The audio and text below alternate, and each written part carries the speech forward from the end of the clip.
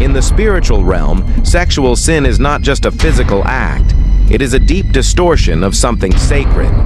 Across many spiritual and religious teachings, sexuality is meant to be a gift tied to covenant, purity, and divine order. When it is taken outside that order, it carries consequences that go beyond what the eyes can see.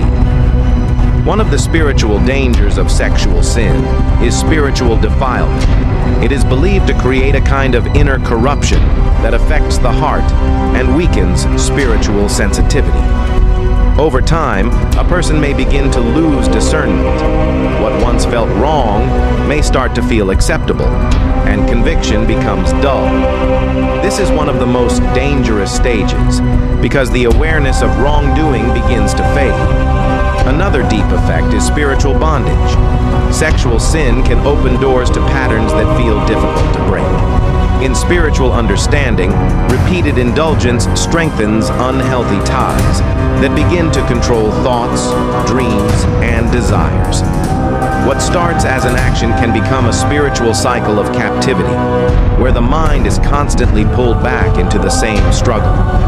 There is also the issue of spiritual separation and distance. Many believe sexual sin creates a barrier in one's relationship with God, not because forgiveness is impossible, but because guilt and shame often push the person away from seeking restoration. Instead of running toward God, many run away, when in reality, that is exactly where healing is found.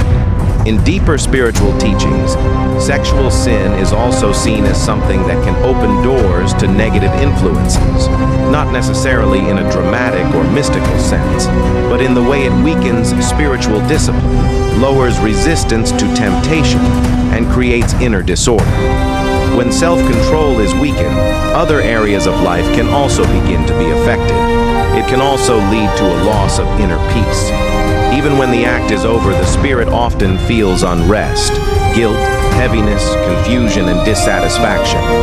This emptiness is a sign that something within has been misaligned, and the soul is longing to return to purity and wholeness. Yet, even in this truth, there is hope. In most spiritual teachings, restoration is always possible.